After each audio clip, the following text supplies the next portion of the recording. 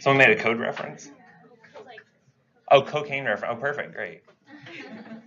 Anyway, so any questions from the GI stuff we covered yesterday, or any renal stuff? I think it was yesterday. Anywho. All right, so we're going to continue on talking about the GI tract, which is great because we're going to be going to lunch after this. Did anyone else get really hungry when I started talking about that stuff yesterday? Yeah, I was like, man, why am I so hungry all of a sudden? Because I'm thinking about. We're going to talk about the cephalic phase. And that's exactly what I was talking about. Anywho, so we're talking about the different part of the mastication, deglutition that happens here when you have a food bolus entering the GI tract. Looking at the tongue here, we're going to see there's kind of two different sets of muscles that are going to be involved. The extrinsic muscles, which are going to be innervated usually by cranial nerve 12, as you'll see here. Some of them are going to be innervated by 10. Again, these are going to be helping with like the chewing and the swallowing process. The is going to be innervated by cranial nerve 12 as well. And you're going to see there's basically a longitudinal, transverse, and vertical muscles here that are all going to be kind of working in concert. Again, mastication, swallowing was the main thing that's going to be used here. And again, the tongue, what is it kind of doing with that food bolus when it's ready to be swallowed? Pushing up and back, essentially, right? Kind of ready to go down the esophagus. Now, I'm not going to get super in-depth specifically on which nerves do what during the swallowing process. Just know that it needs to be a really concerted sort of effort to make sure that everything goes down the right tube, essentially, right? Because, again, what do you call it when something goes down, say, the respiratory tract? Aspiration, right? So who might be at risk for aspiration? Elderly patients. Why might they be at risk? Yeah, so maybe they have, maybe they're having like mental decline. Maybe they're not able to coordinate things appropriately. Maybe they're on medications. They're causing them to be somewhat CNS depressed. That could be causing that. Think about like stroke patients as well. Stroke patients are a big one where they have a lot of dysphagia, where they have a hard time really being able to get things down into the esophagus. If it gets down to the lungs, what can happen?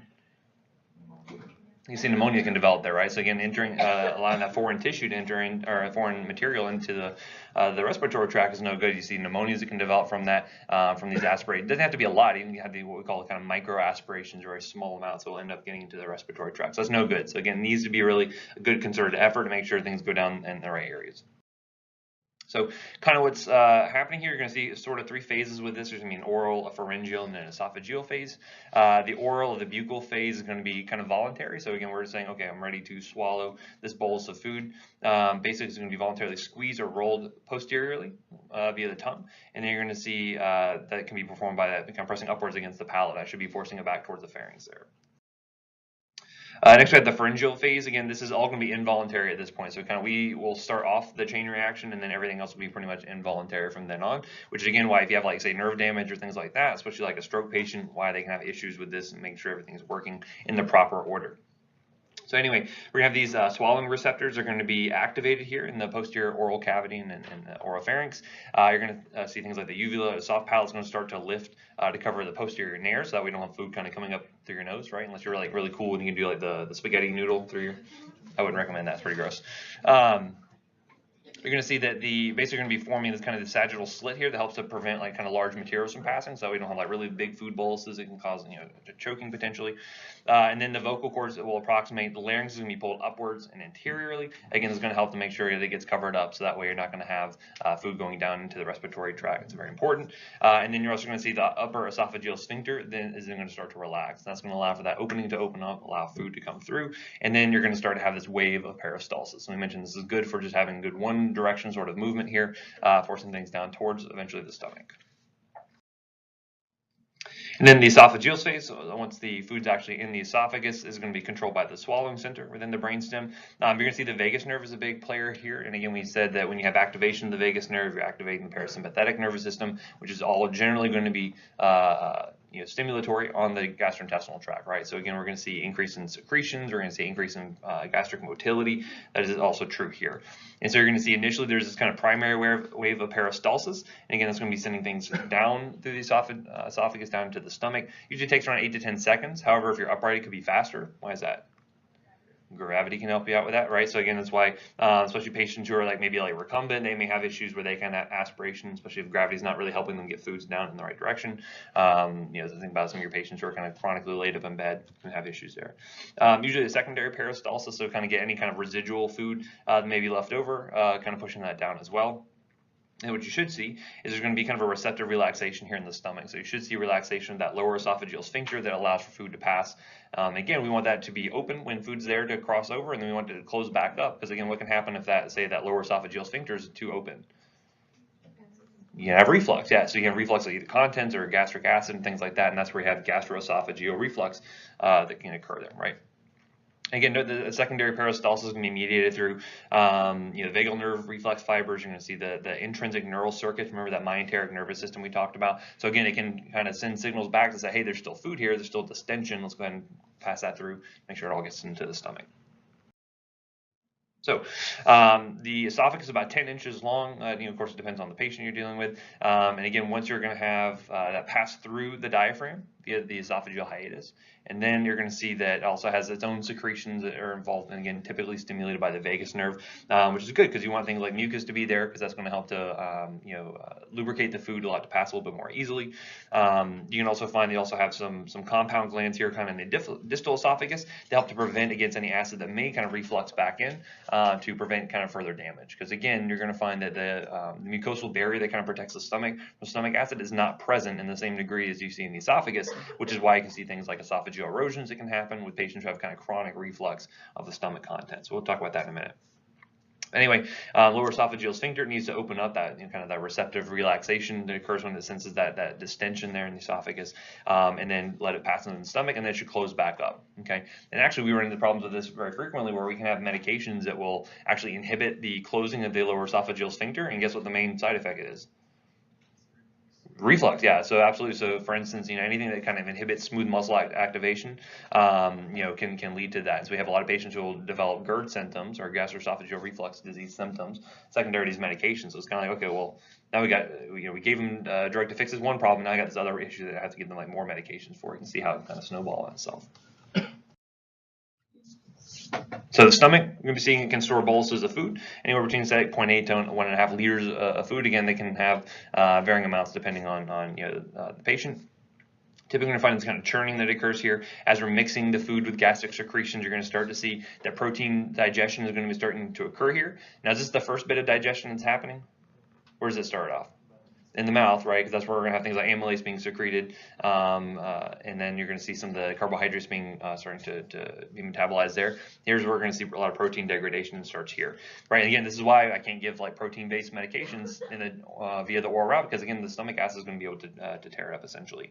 This is also good because it's going to help to kill off bacteria with the help of hydrochloric acid, right? So again, it's very inhospitable to a lot of bacteria. However, there's one type of bacteria that loves to live in the stomach. Anyone know what that is?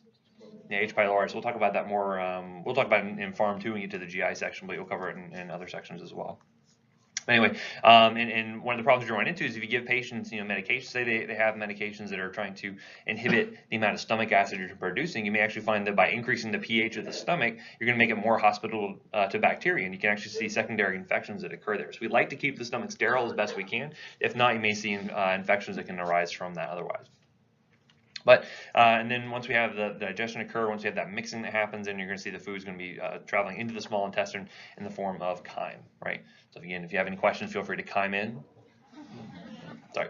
But again, look at the stomach. You see that it has various muscles here. They're going to be traveling in different directions, and that's what allowing for that kind of different mixing sort of motions to happen there. Again, and a lot of times what you're going to find is that you're going to have kind of backflow of materials back up through the stomach, as we'll see. So for instance, if food is not fully digested yet, or kind of fully at a point where it can pass through, you're going to see that this will the muscles will then kind of force the food back up in here, where it can have more digestion, more mixing with the stomach secretions. So typically you're going to find that food in the stomach, just having that distension, is going to be stimulating those kind of mixing waves. Again, normally you're going to have kind of weak waves that are going to be kind of forcing it towards the antrum, here towards the small intestine. And then as it gets more intense towards the pylorus, you're going to find that the pylorus will allow kind of small amounts of material to come through, maybe a few mLs or so, but a lot of the food ends up getting squeezed back into the body, where it can then be further mixed as time goes on. You're going to see that also that a lot of different hormones are going to be influencing gastric activity. Some things are going to be stimulatory, some things are going to be inhibitory. These are good things to know for like testing purposes, kind of what's stimulating what, what's inhibiting what. So for instance, when you're going to have things like increased food volume in the stomach, so you're stretching out the stomach, that typically has sort of a stimulatory effect on the stomach itself, right? So again, if I have a big food bowl, so it's going to say, hey, we got something here we need to mix up. Let's go ahead and start the secretions. Let's start the peristaltic waves here. There's also going to be another hormone called gastrin. You might imagine gastrin is going to be good at stimulating the gastric secretions and mixing, so it's going to be a positive sort of effect there. And then you're going to see the first area of the small intestine, the duodenum here, is going to typically have kind of inhibitory sort of effects. Why do you think that would be the case? It's got to like go through absorption, and it's going to prevent more food from coming in when it's. Yeah, basically. So again, so you're going to see things where like increased distension of the duodenum, if you have things like irritation, increased acidity, it's saying, hey, I got enough stuff here to work on for right now. Stomach, hold on. Why don't you go ahead and keep holding on to that food for a little bit? So you're going to find that's actually going to have sort of as a negative feedback loop almost. Say, hey, hold on to that stuff until I can get this food digested. I can get rid of this. Once that that distension's gone, that irritation is gone. And again, usually the stomach contents coming out into the small intestine should be pretty acidic or pretty basic. Pretty acidic, right? Which is why you see that again, if you have kind of decreased pH in the small intestine there, that's going to be feeding back to say, hey, we got enough secretions here from the stomach. We don't need to we need time to work on this, and so that's why you see it has generally sort of an inhibitory sort of manner here. So it kind of decrease that gastric motility for a period of time until it's ready to kind of accept more chyme. So, increases or decreases in osmolality will also have an effect here because typically the contents coming out of the stomach should be pretty highly osmolar. And then also things like protein or fat breakdown products. And this is going to be mediated through a product called cholecystokinin, which we'll talk about more in detail in just a few minutes here. All right, so looking at the secretions itself, we're going to find there's several different types of glands and cells are going to be lining the stomach. And so you notice here is the mucosa of the stomach, and you're going to have these gastric pits. They're going to be located here, and they're going to be lined with all sorts of different types of cells. And we're going to go into detail on which all these different ones, what they do. And again, they need to work in concert with one another to make sure that we're producing hydrochloric acid, we're producing pepsin, we're producing all the things we need to make sure that we can, one, protect the stomach from its own acids and also digest the food we have coming in. Okay, so we're going to find the mucus cells, probably secrete mucus, good. So they help secrete mucus. That's going to be very good as a protective measure against the stomach acid, right? So again, the pH of the stomach is usually what? Like 2, right? It's very, very acidic. And again, if we did not have any sort of gastric protection there, that mucus barrier, which is usually full of bicarb and things like that to neutralize that acid, what is that going to do to the stomach lining? Going to eat right through it eventually, right? So you can have gastric ulcers that can develop from that. So again, we don't want that to occur. So again, we're going to find that that gastric protective barrier secreted by these mucus cells is absolutely paramount. Otherwise, you're going to have erosions that can happen. They're no good. Next, we're going to see these oxyntic cells, these gastric glands. These are where we're going to see secretion of HCl. We're going to see secretion of things like pepsinogen, which we're going to find is going to be a precursor to pepsin, which is a good protein metabolizing sort of enzyme. This is where also intrinsic factor is going to be produced. When you said intrinsic factor is good for absorbing what? B12, perfect. If you don't have that, then you may develop things like anemia. And also some mucus will be secreted here. This is typically going to be on kind of the top 4/5 of the stomach or so. The body and the fundus of the stomach, about 80% of that stomach is going to be covered with these gastric glands. And then towards the end, towards the pylorus, you're going to find the pyloric glands. Again, they're going to be secreting things like mucus and gastrin, which we're going to see gastrin is generally going to be stimulatory on the stomach activity. And again, this is located in kind of the distal 20%, that right next to the pyloric sphincter. Okay, so more specifically, we'll talk about the parietal cells. And again, this is just one of those gastric canals we'll saw earlier. These parietal cells are typically going to be secreting HCl, and this is good because it helps to sterilize food, helps to kill off bacteria, helps to keep the stomach generally a pretty sterile sort of area. This is again also we're going to see intrinsic factor being released that helps with that B12 absorption, as you guys already mentioned. So the things to note about the parietal cells and how they're going to be working here. You guys ever heard of a proton pump inhibitor? Right, so like omeprazole or Protonix or Nexium, Prilosec, those are some of the trade names. This is the pump they're talking about right here when they're talking about inhibiting the proton pump. Basically, you're going to find they have this you're going to have this hydrogen potassium pump here that is again active transport, requires ATP. You're going to notice it's going to be pumping hydrogen ions, and again notice the concentrations of hydrogen ions are going to be pumping in. So again, pretty high amounts here. So it's pumping out a ton of hydrogen ions. It's going to be bringing in potassium. So again, the net charge here is going to be no change because again, we're sending one positive out for every positive we're bringing in essentially. to a degree. You're going to find also that chloride is going to be kind of flowing here via kind of passive flow, again, to try to neutralize some of that charge there. You notice here a lot of chloride. So again, we have hydrogen, we have chloride makes hydrochloric acid, absolutely good. So the question is, like, where are we getting all these hydrogen ions from? How do we actually develop that? Well, you can see things like with the interstitial fluid here, we have things like CO2 that can cross over the membrane here, and then you're noticing CO2 plus water. What enzyme do you think this is? Carbonic anhydrase. Good. They can actually convert it over into carbonic acid. That bicarb will then dissociate from the hydrogen ion, and then now that hydrogen ion can then flow out into the stomach, basically. That bicarb can then be reabsorbed, and you also notice some chloride coming in here, again, keeping the net charge basically the same at this point. So some other things you'll see, things like the sodium potassium pump is also going to be here as well. This is not going to be as clinically important here. The big thing, though, to know is going to be this proton pump. Again, if you inhibit this, you're going to be inhibiting the amount of hydrogen ions you're pumping into the stomach. What do you think it does to the stomach pH? It's going to increase it, right? It's going to be bringing it up. And again, some of the most potent drugs we have that inhibit stomach acid secretion are going to be the proton pump inhibitors. Because again, if you don't have this pumping out hydrogen ions, you can't make that HCl in the first place, right? Very potent drugs. So again, usually when you have the HCl being formed here, you're going to find the stomach pH usually drops down to around 2 or so. Again, it can vacillate depending on foods coming in, how much secretions you're having, etc. This is good because this is where pepsin, which we'll find is the main kind of sort of enzyme here being released to degrade proteins. This is the optimal pH for it to function. If you think back to our first couple of lectures, see that enzymes work best in certain temperatures, certain pHs. Pepsin tends to work a lot better at, say, like a pH of 2. Now, trypsin, anyone know where trypsin comes from?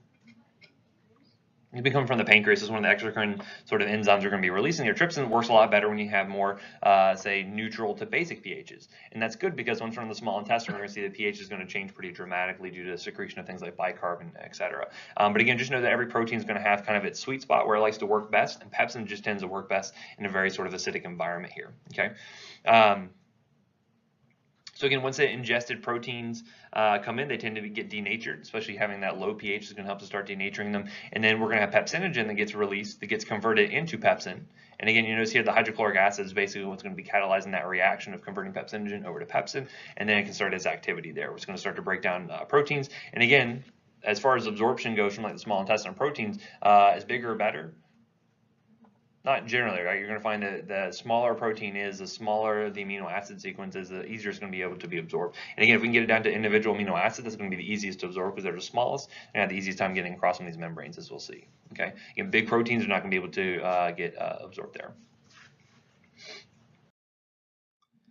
Okay, so the other big thing we're going to focus on is going to be the parasympathetic activation. We're going to see some different hormonal activations of these stomach secretions here, and how they're going to have some inhibitory effects, some excitatory effects here. But basically, acetylcholine, we know is getting released from the parasympathetic nerve. The vagus nerve is going to be acting on those muscarinic receptors. Again, I'm not going to get specific on knowing whether it's M1, M2, M3, anything like that. Just know it's a muscarinic receptor we're activating here with the parasympathetic nerve.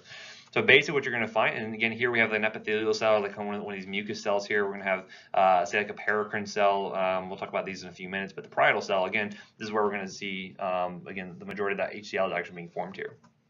So what you're going to find is that the parasympathetic activation typically is going to be stimulatory on all secretions within the stomach here. So it's going to be stimulating secretion of pepsinogen from the peptic cells. It's going to be stimulating secretion of HCl from the actual parietal cells here. So you can see acetylcholine coming from the vagus nerve. You can see it activating here these muscarinic receptors, which will have a positive effect on the proton pump, right? And that also is going to be really stimulatory on mucus secretions, because we mentioned that the parasympathetic activation, typically secretions increase all over the body, right? Go back to your dumbbells and you'll see that, yes, it does stimulate secretions. This is good because as I'm stimulating production of HCl, I also want to stimulate production of that protective barrier, which the acetylcholine can kind of help with. So again, look at these epithelial cells. You see here that muscarinic receptors are going to have a positive effect when they're activated, secreting things like mucus and bicarb. That's going to provide a nice kind of mucus layer right at the stomach lining. So maybe like a pH of 7, whereas the actual gastric lumen itself, where all the HCl is being pumped into, is like a pH of 2. So again, if you were to inhibit this, so say for instance you would have, say, something that blocked the effect of these muscarinic receptors, you would have maybe a decreased production of that gastric barrier. You can see gastric erosion, gastric ulcers that can form because of that. Okay. Another big thing so here is that prostaglandins are super critical for gastric protection as well. So you see that PGE2, that's just a type of prostaglandin we're going to be focusing on. You notice here prostaglandin is going to have a positive effect here on these epithelial cells. You also see here that prostaglandin actually has an inhibitory effect on the proton pump. So for instance, if I were to say have a patient who, and again, this is a common thing you run into because if you think like of NSAIDs, things like ibuprofen, aspirin, naproxen, things like that, what's one of the big side effects you run into with those patients you hear about?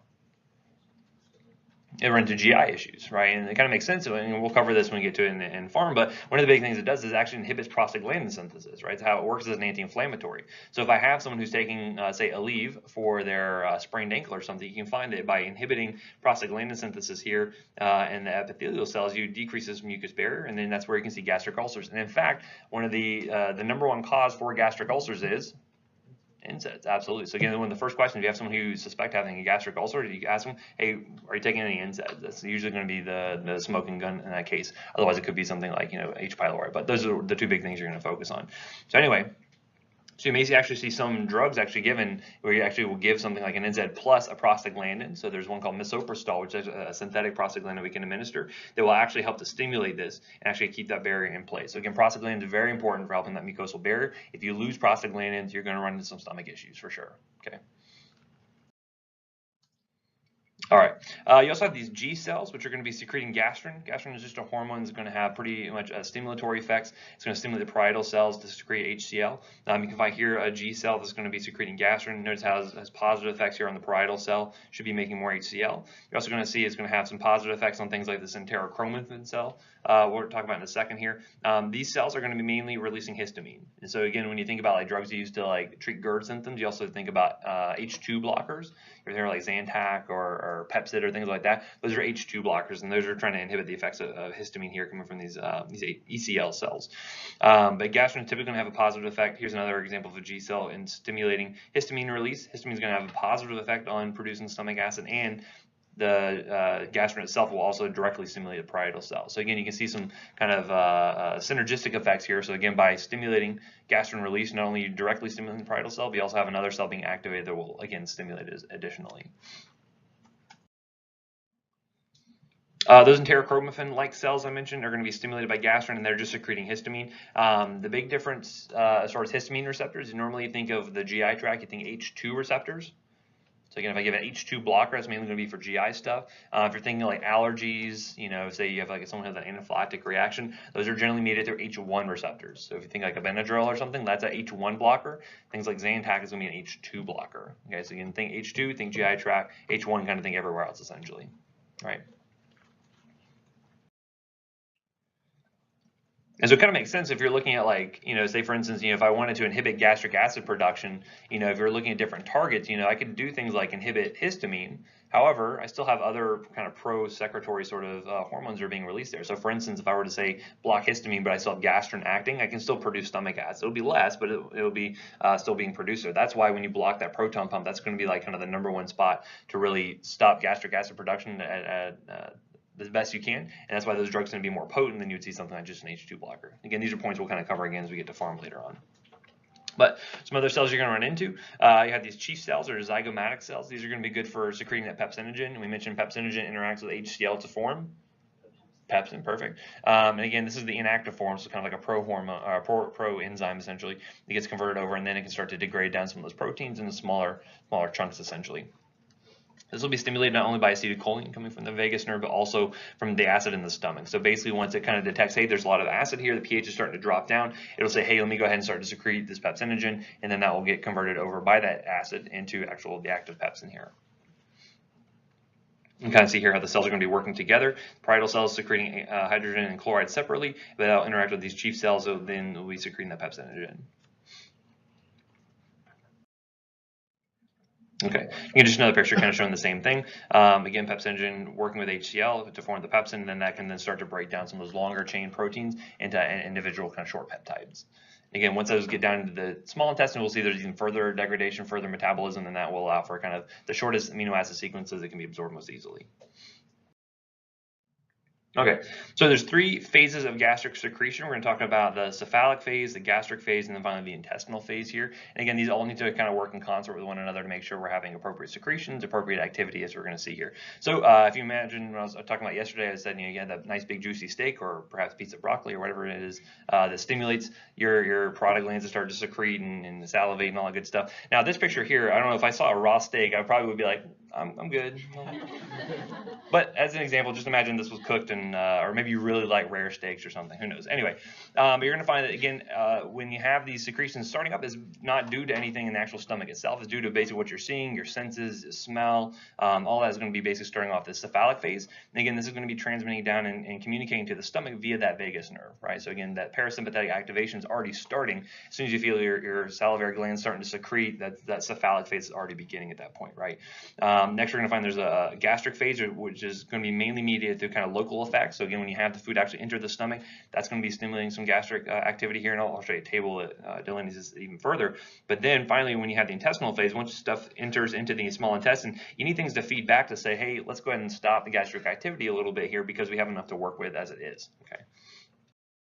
So looking at the cephalic phase again with the sight, smell, taste of food, any of that's going to be stimulating the vagus nerve at that point. That's then going to be directly stimulating production of HCl. They're going to be stimulating release of pepsinogen into the stomach. And again, this is getting everything kind of stimulated and ready to go. So that way, by the time the food actually hits the stomach, it already has enough material there to actually start to interact with it right off the bat, essentially. Okay.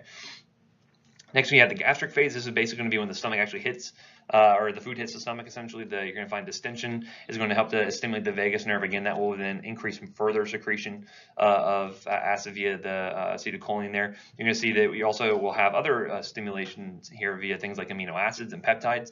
That will actually start to directly stimulate things like the parietal cells. Once they kind of pick up that, hey, there's some amino acids here, that will stimulate it. The more major thing you're going to see is that you actually will have gastrin being produced here in a larger amount. Gastrin, we mentioned, is going to be stimulating the enterochromaffin-like cells to release things like histamine. They're directly stimulating the parietal cells, so that's where we're going to see a lot more acid production is going to start up at this point. And then you're going to notice once you have the pH kind of drop below something like 2.5, gastrin secretion is going to be inhibited, right? And that's just a negative feedback loop. Once it detects that, hey, we're acidic enough, because again, usually when the food's coming in, that should raise the pH back up as you're starting to utilize some of those acids. Once the pH gets down far enough, it says, hey, we have enough here. Let's go ahead and shut down gastrin release at this point. Okay, so again, it's that good negative feedback loop there. And then finally, the intestinal phase, this is where you're going to have parts of the small intestine communicating back with the stomach.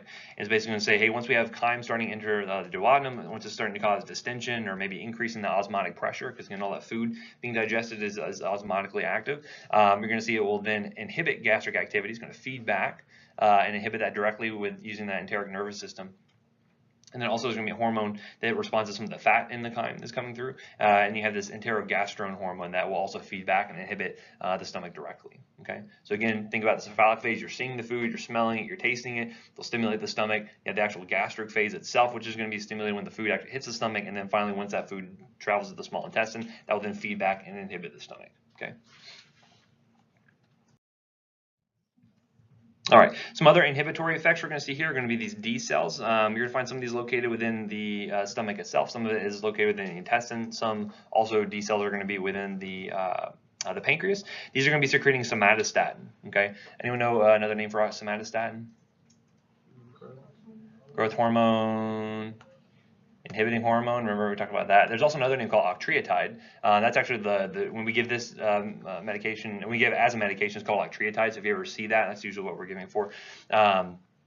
Basically inhibits HCl production. We will sometimes give this if we have someone who's having, say, like an upper GI bleed, maybe due to gastric erosion due to stomach acids. We'll actually give them somatostatin as an exogenous drug in order to actually inhibit HCl production. Because again, we want to try to inhibit as much of that damage being done as possible once you lose that mucosal barrier, and somatostatin is a good way to do that. So again, this will be released to inhibit HCl production.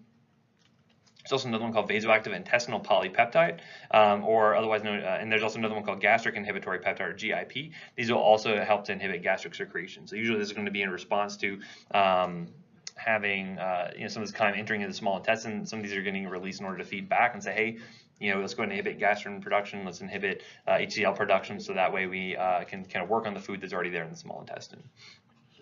So you can see here the D cells are going to be releasing somatostatin. They'll inhibit the G cells. They'll directly inhibit the parietal cells as well as the ECL cells. Okay, so this is good because it's going to help to really inhibit the production of new hydrochloric acid. Okay. Now, that doesn't necessarily do anything with the actual acid in the stomach. How could we deal with the acid that's in the stomach? How could you neutralize that? Mm-hmm. Yeah, so you can actually give an antacid. So you ever think like Tums is calcium carbonate? The calcium itself is not doing anything with the acid. It's actually the carbonate form is actually interacting with the hydrogen ions to actually neutralize that. So again, that's why you give something like calcium carbonate. You can even do like sodium bicarb. So if you have like some baking powder or something, or baking soda, I always get those two mixed up. Baking soda, you ingest that, that would actually do the same thing, basically neutralizes the acid. So again, that's why it's a frequent medication you'll see a lot of patients will kind of self-treat themselves with in order to deal with like GERD symptoms from all that extra acid production. But anywho, so the stomach is also going to be secreting some hormones that help to regulate hunger. Yes, sir? So I was curious, if you take too much of it, though, do you eventually make your stomach acid like alkaline, and then you get putrefaction, which kind of affects the... And you get huge what? Putrefaction of your food? It's not going to be that potent. So you're going to find that the antacids you're intaking are going to get kind of overwhelmed by the stomach acid secretion, because again, once it detects that high pH, it says, hey, pH isn't low enough here, let's go ahead and secrete gastrin, let's go ahead and stimulate the parietal cells and stimulate histamine and whatnot. The food's still going to be passing through. You're still having kind of breakdown of the food itself, so you wouldn't see like just food getting rotten in your stomach, and then if food was kind of sitting there not moving anywhere, it's called gastroparesis, and then usually that will stimulate vomiting in those cases. But usually food's going to be passing through regardless. You may have impaired absorption because you maybe not breaking it down as extensively as you should, but everything's going to keep moving on because again, as you intake more food, that's going to stimulate further movement of food along the GI tract. Yeah, everything should be going in one direction for the most part. Yep. But absolutely increasing the pH of the stomach will then stimulate further acid production, which is why you're going to find that if you have someone with like really chronic GERD symptoms, taking Tums isn't really going to help them in the long run because it only helps when they have the acid production actually right there. We'll give them something that's actually going to work around the clock to maybe like to inhibit that proton pump. And once that's inhibited, then we know, okay, now a lot of acid production is going to be inhibited right there, right? Anywho, again, that'll be a topic for Pharm 2 when we get to that later on in the GI section. So anyway, so again, there's some hormones that are going to be here that can help to regulate hunger, or when you're full, what's that called? Yeah, you're satiated or satiety. So we're going to have some hormones that can affect that directly. So for instance, if you have an empty stomach, a hormone called ghrelin is going to be released, and ghrelin can then activate basically these hunger neurons, and it will deactivate satiety neurons. So basically, when you have an empty stomach, that's going to be stimulating, hey, let's release ghrelin. It's going to communicate up with the CNS and say, hey, I'm hungry. Let's go ahead and get some food in us, right? On the other hand, if you have a full stomach, and again, I don't know what situation this person was in to ingest quite all of this. It was a good day, apparently. But once you have a full stomach, maybe if like 5 guys is having a deal or something, I don't know. Anyway, you should be secreting less ghrelin at that point, and then you're going to find that will allow for those satiety neurons to actually start to be activated, and then you're going to say, hey, oh, I'm full. That's it. I don't need to worry about this anymore, right? You don't need to intake any food. And actually, I'll kind of talk about this in a few seconds, but we can modify some of these hormones, and this is actually some of the new therapies we're actually using for weight loss medications, essentially, right? So I'll talk about another hormone in just a second here. But if we can give patients a drug that will increase satiety, and they are thinking, hey, I'm not hungry, they're probably going to intake fewer calories, and guess what? Fewer calories in, still burning calories.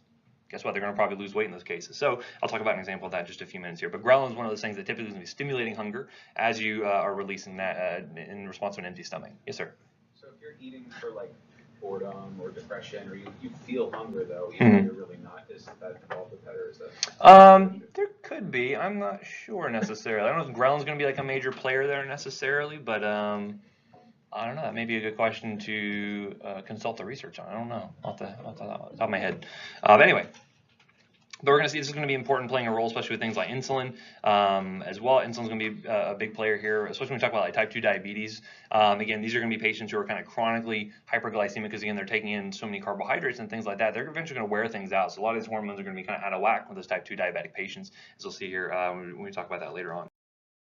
However, again, when you have an empty stomach, this is typically going to be stimulating release of that ghrelin. It's going to stimulate the hypothalamus that says, hey, we're hungry, and then you should go out and seek food, essentially. When you have this feedback that occurs here, again, once the once the stomach has that distension, once you feel like you have some food in you, then you're going to be able to decrease that ghrelin. Again, just a normal negative feedback loop we've talked about numerous times. Okay.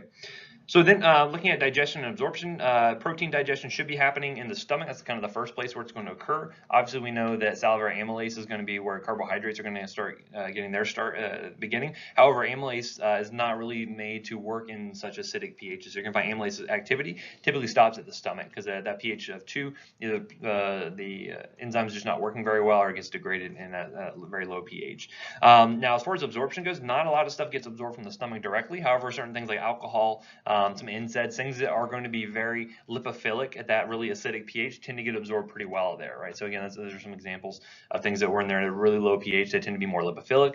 Again, going back to your Henderson-Hasselbalch equation, looking at like dissolves like, remember? You're probably thinking about that, studying for pharm, right? I would imagine.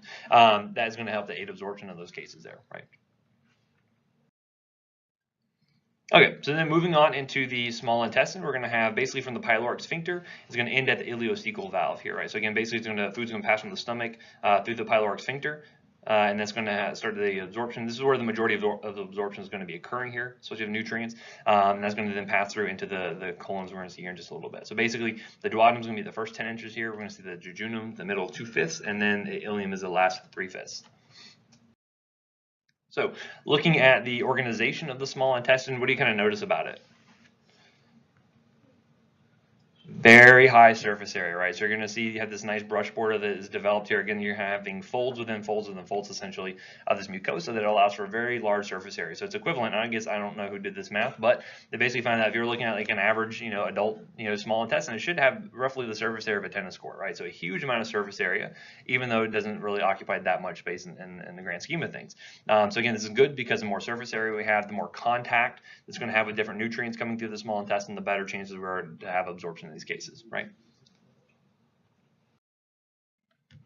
So I'm going to see that we're also going to have the function of digestion. A lot of digestion occurs here in the small intestine. So again, we're breaking down these polymers, whether they be long chain carbohydrates, whether it be fats, proteins. This is really going to be broken down into their kind of constituent components. So the monomers, or the basic nutrients, amino acids, triglycerides, things like that, and then they're going to be able to be absorbed much more easily, right? And the bigger the molecule, the harder time it's going to have to be absorbed in the first place.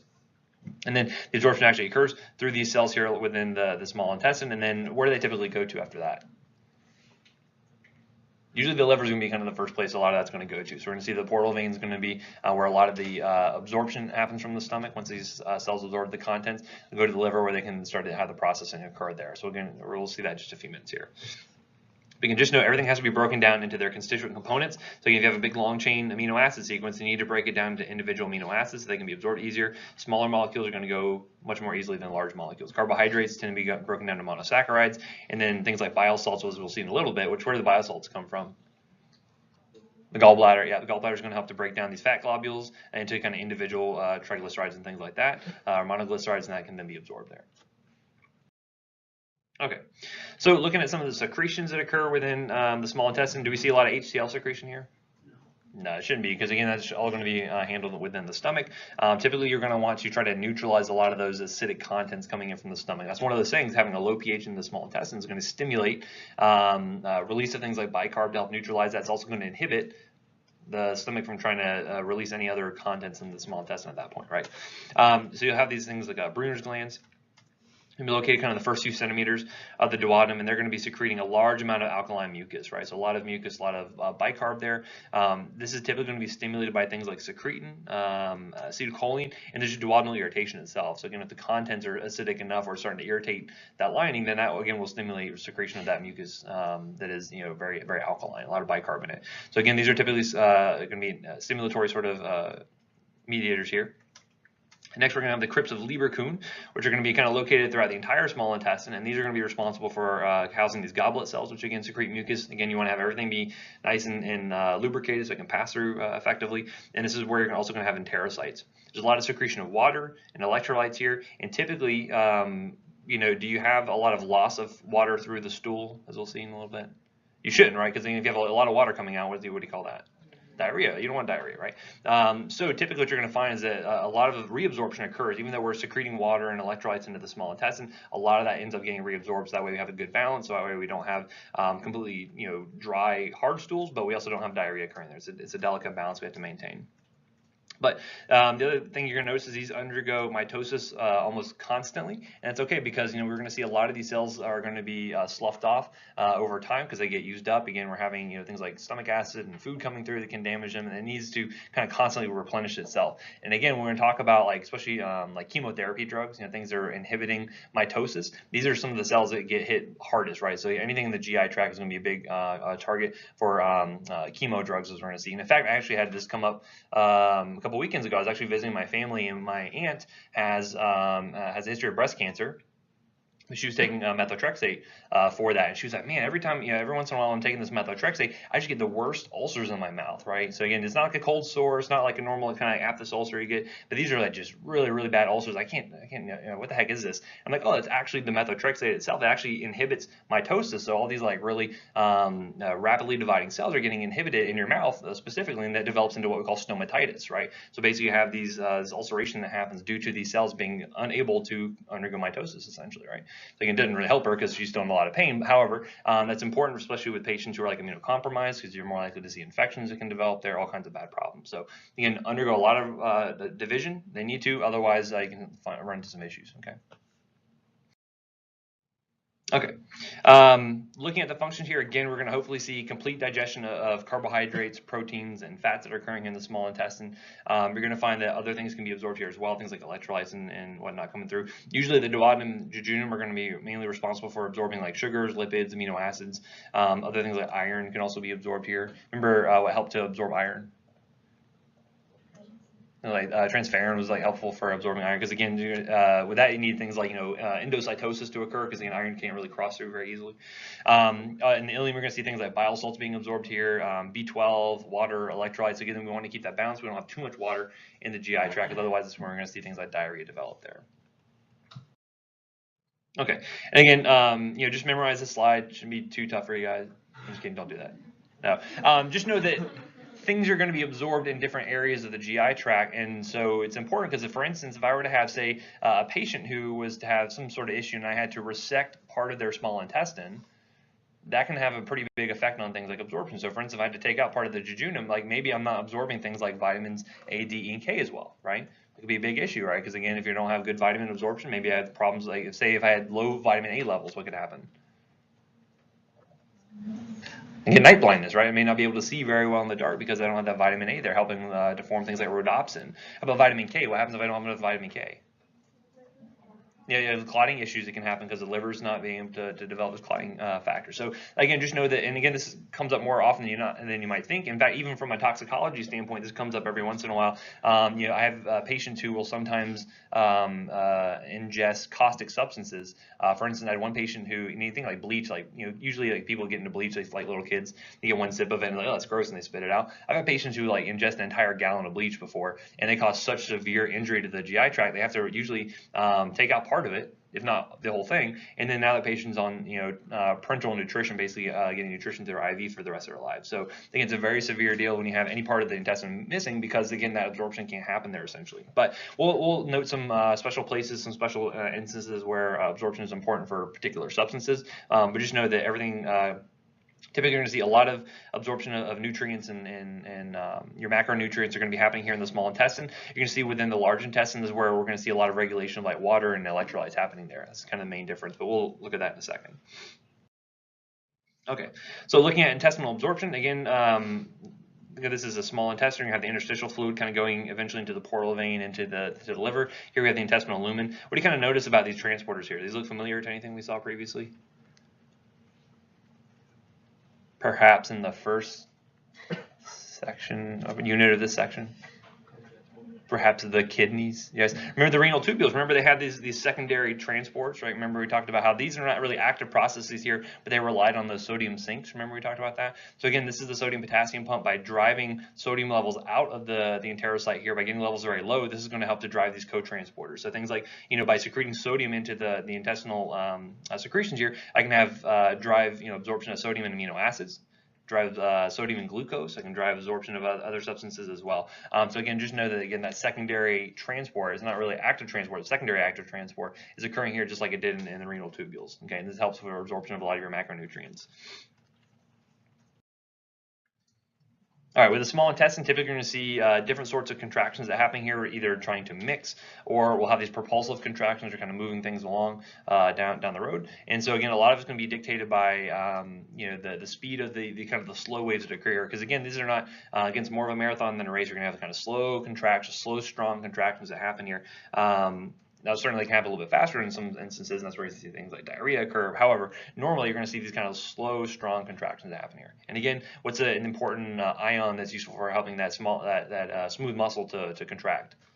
Calcium's a big one, right? So again, oftentimes, and again, I'm sorry to make this into a pharm class, but this comes up very frequently for patients. When I give patients a calcium channel blocker, that blocks calcium influx in some of these smooth muscle cells. You know, sometimes I'll give it for you know, hypertension. Sometimes I'll give it for you know, arrhythmias. One of the big side effects I run into is, guess what? If I slow this down because I'm blocking calcium from coming in, what happens?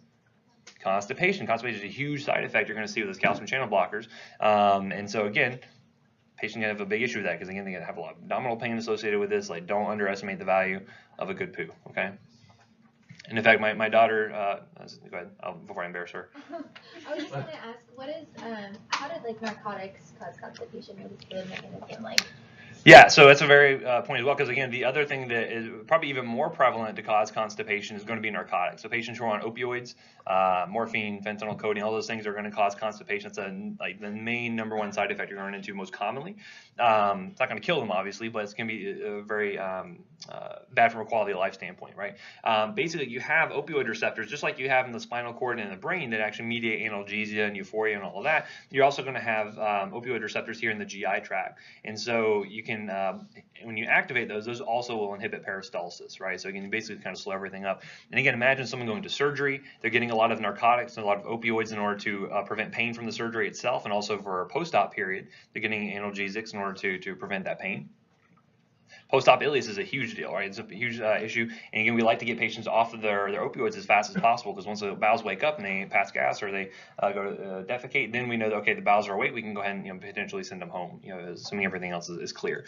So again, that's a big deal. We actually have drugs specifically that will not cross the blood-brain barrier and actually let you have the analgesia from an opioid, but only work here on the GI tract to block those receptors, and then they can have a normal peristalsis that happens there, right? So again, that's the main thing. It's not necessarily to do with calcium in those cases, but again, you can see two different mechanisms to cause the same effect. And imagine if I had both of those drugs on the same patient, even worse constipation, right? So again, it'd be pretty bad for them. So anywho, typically you're going to find that distension here is what's going to help to kind of cause those peristaltic waves to occur here. Speed typically is going to be dictated by those kind of slow waves that happen. So again, it can have a wide variety of them being very slow, very fast, depending on what's going on. And things are going to be enhancing peristalsis. It's going to be things like Gastrin, Cholecystokinin, which gets abbreviated CCK, things like insulin, motilin, and then serotonin can also have some effects here as well. So again, we'll look at some of these in more detail as we go forward a little bit, and where they're secreted and kind of what their actions are.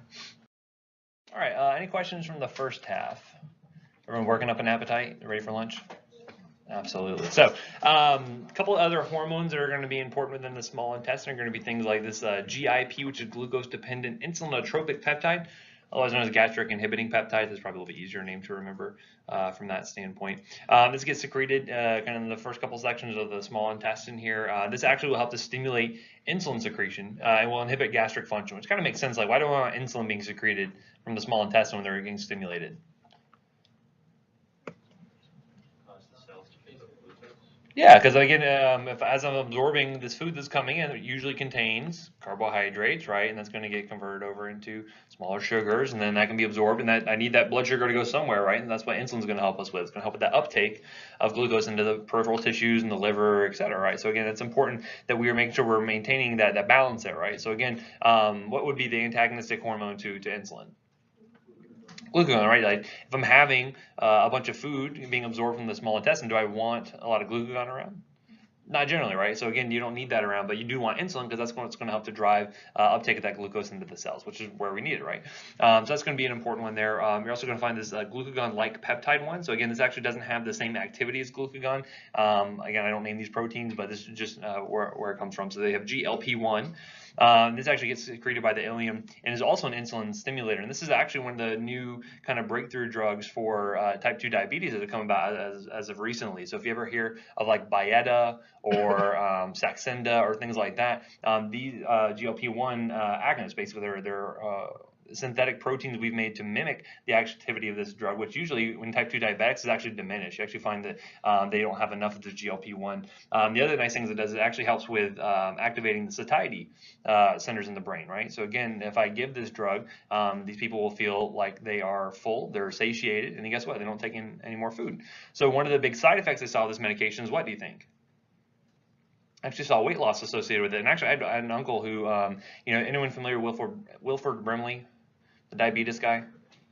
Okay, but that's essentially my uncle, right? So again, he looks very much like Wilford Brimley. He's just a very overweight guy. He's been overweight for many years, and is a diabetic, as you might imagine. And he got put on one of these medications, and it's a protein, so he had to inject it. But ended up dropping weight like nothing, and actually to the point where he was having malnutrition because he was so not hungry that he just didn't eat at all. He just never got that stimulation. So he'd go like a day or two without eating, and all of a sudden they're like, well, "What the heck's going on? Why are you so cranky?" And it's like, "Oh, actually, he's hungry, but his brains are telling him not to." He doesn't need any food, essentially, right? So again, he had to come off that medication, but they're actually marketing these drugs now as weight loss products. So again, you may see some of that being used for some patients, and actually is a very effective drug. However, it's very expensive because it's a protein, you have to inject it. There's some drawbacks to it, but very good drug from that standpoint, and very good for type 2 diabetic patients. And actually, it's kind of interesting. And again, we'll talk about this when we get to endocrine later on. But there is actually an animal where we actually got the first of these drugs from, and it was actually the Gila monster. This little lizard, his spit actually he secretes a protein that looks just like GLP-1, and I don't know who the scientist was that was like getting spit samples from a Gila monster, but she found that it actually had that same activity in the body, and so they were able to use that to actually producing these new drugs. So again, you'll find drugs in all sorts of odd places there. Anyway, I wouldn't recommend getting a Gila monster just like, get their spit. That would be kind of gross, but anywho, it's also a bad idea, but I'll talk about that later. Anywho, so some other hormones are going to be important here. We have secretin, and this actually gets secreted from the duodenum here, and this is actually going to be stimulating the pancreas. So as you have this acidic chyme coming in, usually like with things like lipids and proteins and all that, it's going to help this cause the pancreas to start to secrete water and also bicarb to neutralize the acid, right? So it's part of the exocrine function of the pancreas. That'll stimulate it. It will then start to neutralize a lot of the acidic secretions there. And again, that's going to, when it's more acidic, that's helping to inhibit gastric function. But then as you have secretin coming along, that will help to stimulate production and help to neutralize that acid and help with the digestion there. Another one's going to be called cholecystokinin. This is going to be secreted in the duodenum. Again, this is in response to chyme. And actually what you see here, this is going to be more responsive to things like lipids in the chyme there. And it's actually going to stimulate contraction of the gallbladder, right? So by constricting the gallbladder, it's going to be releasing bile into the intestine. And we're going to see later on as we talk about the gallbladder more specifically, what does the bile do for us? It helps to break down fats into smaller components called emulsification, and that allows for easier absorption there. You also find that cholecystokinin also will stimulate secretion of pancreatic enzymes into the intestine. Anyone know what these enzymes are? There's going to be lipase, which is good for metabolizing. So lipase is good for metabolizing. Lipids, good. What else? You have things like amylase are going to be good for metabolizing sugars, right? And then you have what else? And things like trypsin. There's a couple of different ones, but basically we kind of globally call them like protease, right? So actually there's a specific disease state that actually prevents the pancreas from secreting these. So again, this is a type of patient I deal with a lot over at Nemours, but anyone familiar with cystic fibrosis? Basically, these patients have very thick, tenacious sort of secretions because they have a problem transmitting chloride. And so basically, any sort of mucous membrane or anything that would normally like secrete through sort of like mucus sort of means, it gets blocked up essentially, right? So the lungs get blocked up, the pancreas gets blocked up, and one of the big problems they have is malabsorption of a lot of their macronutrients because their pancreas can't send out all these enzymes. We'll talk about it a little bit later. And so we actually have to give them exogenous enzymes to allow them to actually absorb it. So if you ever see someone getting something like Creon or Zenpep that actually has protease, lipase, and amylase in it, that's actually what we're trying to do, is try to help them, give them extra enzymes to absorb that food a little bit better. But we'll talk about that when we get to the peds section a little bit later on. Anyway, so again, you can refer back to this table here. It'll help you with the kind of parsing out the different effects of the GI hormones. Typically, gastrin is going to have more of a stimulatory effect on the GI tract, or on the stomach specifically, I should say. And then a lot of these like secretin, cholecystokinin will have kind of independent effects, but they typically are going to feed back and try to inhibit gastric motility, right? Because again, usually this is going to be secreted from the small intestine. This is going to be saying, hey, we have enough stuff to work on right now. We don't need more content from the stomach at this point, okay? You can refer back to this. Okay, so once we're kind of through the small intestine, we have a lot of absorption, a lot of macronutrients and electrolytes and things like that. Then we're going to be moving into the colon. And so again, you're going to have this ileocecal valve, which helps to prevent that backflow of colonic material. So you can see here, this valve should be closed most of the time, especially when you have things like, distension of the colon. That will also help to make sure that valve is closed. Otherwise, you can see backflow here. And we typically want things to go in sort of one direction. Anyone know what this is?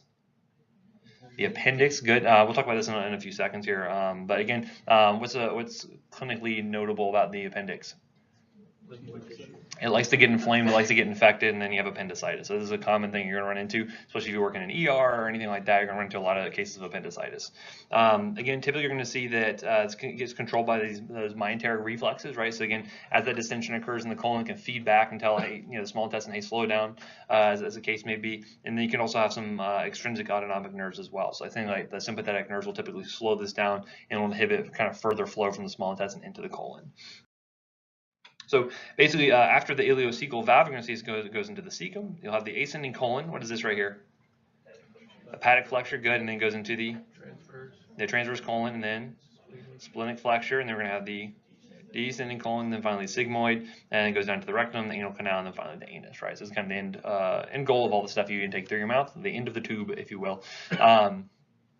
It's actually kind of interesting because when sometimes when we're actually giving medication. So anyone familiar with any chronic inflammation you can have in the GI tract? Crohn's disease. There's also another one. Yeah, ulcerative colitis. Those are kind of the two primary ones that are like autoimmune conditions you'll see at the GI tract. And actually, sometimes we'll actually give when patients have ulcerative colitis, which again is going to be inflammation of the colon, right? We have to give medications actually to help inhibit that inflammation. What's kind of interesting is that depending on how diffuse the inflammation is throughout the colon, we can sometimes give drugs orally, because again, anything you give orally is eventually going to touch all parts of the colon, or in some cases I can actually give rectal medications, and you'll actually find that based on things like gravity working against us, that I can actually only get drugs maybe up so far. So for instance, they have kind of like a more of a distal sort of colitis here. I can give a rectal medication and kind of coat that and help with inflammation. Otherwise, I have to give, if it's more kind of diffuse, I'll have to give something orally in order to hit the GI tract. So again, just another example of where, depending on the disease state and how it's kind of progressing, may dictate what type of medications you use, what type of treatment you're going to use for those patients, right? Anyway. Typically with the large intestine, you're going to see absorption of water, electrolytes, and also, importantly, you're going to have things like vitamin K being absorbed here and some B vitamins as well. Basically, the microbial flora here within the colon is going to be really important for helping with processing that vitamin K and that vitamin B, right? Other big thing is going to be storing some feces here until it can be defecated and get eliminated. So there's lots of different bacteria that are going to be living in the large intestine. Typically, that's going to be called our microflora. And then some of them are going to be commensal, meaning that the bacteria benefit because they have a new home. However, we aren't harmed or really benefited by them. They're just kind of hanging out. They're just kind of living around, right? We're going to have some mutualistic. So again, these are going to be bacteria that kind of benefit us and we benefit from them, or I guess they benefit from us and we benefit from them. So this would be things like production of vitamin K, those B vitamins, things like that can be useful from that standpoint. The other big thing to note here is that bacteria are mostly going to be anaerobic, which means what? They thrive in areas with no oxygen, which makes sense because again, what's kind of gases do you have in the large intestine? A lot of methane. What else? A lot of carbon dioxide as well. So we're going to see that in a second. But again, a lot of the product of digestion is going to be things like carbon dioxide and methane. Again, that is an anaerobic sort of environment because those gases are kind of predominating there. So this is important because when I mentioned that the appendix likes to get inflamed, likes to trap some of those bacteria and then develop an infection, or you have that appendicitis. One of the questions whenever you have an infection is, well, what type of bugs do I need to cover, right? So do I need to cover aerobic bugs that like air? Do I need to cover anaerobic bugs? So if you're astute and you know that hey, my patient has appendicitis, what type of bugs would I want to cover for? Type of bacteria? Anaerobic bugs. I need to make sure that I'm covering for anaerobic bugs. Also, gram-negatives like to live here in the GI tract as well. And so that's one of those things where which type of antibiotics you use is very dependent on what type of bugs you're likely to deal with. So for instance, if I have someone who's coming in for an appendicitis, I'm going to give them a drug combination that hits gram-negatives and anaerobes. As opposed to if they're coming in, say, with like a cellulitis, which typically is going to be more aerobic, I will give them a totally different set of drugs, right? So again, this is one of those things you're going to start to piece together as we get into pharm and when you get into micro and CMS, piecing together, okay, well, I have an infection at this particular site. What are the likely bugs? And then based on that, what is the likely treatment that's going to work on that? Okay, so this is going to be an important component is what we call bugs and drugs. And a lot of students have a lot of hard times with it, so I'm trying to get you starting to think about it a little bit now, okay? So again, microbes help to make vitamin K and also some B vitamins. This is good. This is one of the kind of important drug interactions that occur when you have patients who are on warfarin, for instance. So again, we mentioned warfarin. It's a blood thinner. It helps to block the activity of vitamin K. Well, what happens if I have someone who's on warfarin and all of a sudden I give them antibiotics that wipe out their gut flora? What do you think happens to vitamin K production? It's going to decrease, and that means I have less vitamin K being absorbed into the liver. And guess what? Now the warfarin's working even better, and now my patient is more likely to bleed, right? So again, when I mentioned we measure INR as a means of telling how well that warfarin's working. And so I've had patients where they will start antibiotic, again, usually prescribed by someone other than who's managing their warfarin. All of a sudden they come back on the INR. Usually like a therapeutic INR is 2 to 3. Normal's 1, right? Because it's a ratio, so normal is 1. 2 to 3 is good. They'll come back on the INR. I've seen 5, 9, very, very high INRs are very likely to bleed because, again, we did not catch this drug interaction because they're filling at different pharmacies or different providers, whatever it happens to be. So this is an important thing for patients who are on blood thinners, particularly warfarin. Other things we can see, they're also going to be making fatty acids from cellulose. They can start to help break these down a little bit, and you're going to see a lot of absorption of like sodium, calcium, other electrolytes there. They're also going to help to outcompete for harmful species of bacteria. So that's important, right? Because we want a normal kind of microbiome. We don't want it to be completely sterile. It's never going to happen. But if we interrupt that normal microflora, say for instance, or to have some antibiotics that were to kill off some of those, what do you think could happen? So some of those bacteria are going to see an opportunity, and then all of a sudden you have a opportunistic infection, right? What's a big one that happens in the GI tract? C. diff, right? C. diff colitis is a huge, huge deal for a lot of patients. So again, if you have a patient who's starting off on antibiotics, especially the things like clindamycin, we'll see it's a huge one that will wipe out that normal microflora in the large intestine. Then all of a sudden they start to have this like even worse diarrhea than maybe they were having with just the normal antibiotics or the normal course of their disease. And then all of a sudden they have this nice opportunistic infection with C. difficile, and it can be very bad. Like you have patients who die from C. diff colitis before because it gets so infected in some cases. So again, those opportunistic infections are an important thing to note there, which is why you see a lot of patients who are taking like probiotics. Again, probiotics are going to be kind of that trying to replace that normal flora with kind of the good bugs essentially, and trying to prevent opportunistic infections from taking place there, right? Again, also it's thought that when you have disruptions of the microflora, it's also thought to lead to some cases of inflammatory bowel disease like Crohn's and ulcerative colitis, etc. So again, some of this stuff we're still trying to figure out with research. All right, so with the large intestine, you're going to see mostly mucus being secreted from the goblet cells here. So you're also going to be helping to protect from some of the bacteria from coming along. We're also going to see a lot of IgA antibodies are going to be secreted, which can help to try to neutralize some of those bacteria. Again, anytime you have a disruption here, is where you can have potentially opportunistic infections come along. C. difficile is probably going to be the most common one you're going to run into from a clinical standpoint. Smelled C. diff diarrhea? Yeah, once you smell it, you know it, and then you can smell it all the way down the ICU, basically, and so you know, okay, well, we need to do something about this because it's going to get bad. I've actually had one patient who had such severe C. diff colitis. She was a cancer patient. She had leukemia, and she had to get a bone marrow transplant. And so basically, we had to give her chemotherapy and radiation and everything just to wipe out basically all of her bone marrow. So her immune system was like nil, basically.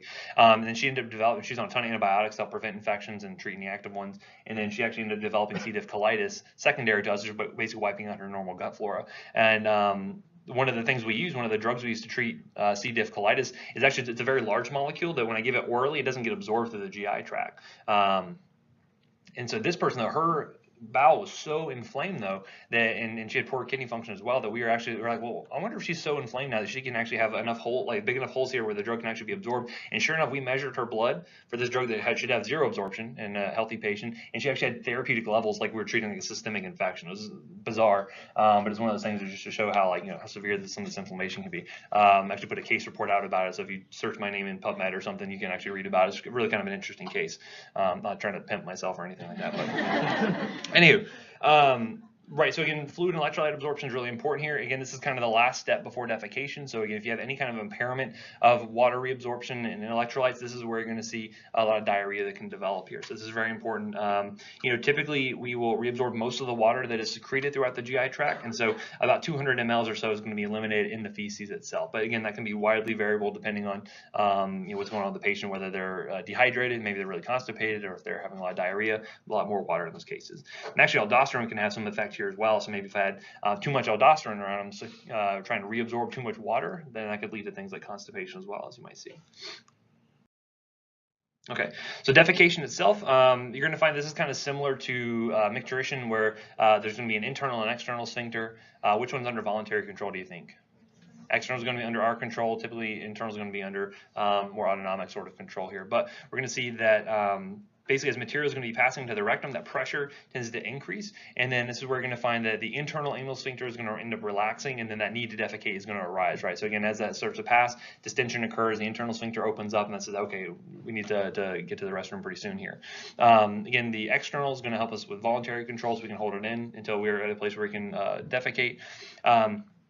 And again, typically you're going to see that, again, you need to have a very kind of concerted effort to, with various muscles working together to try to help, relax certain muscles and contract other ones to help kind of force things out through the anus there. And so this is where I have like the Valsalva maneuver that happens. Anyone remember that show Scrubs?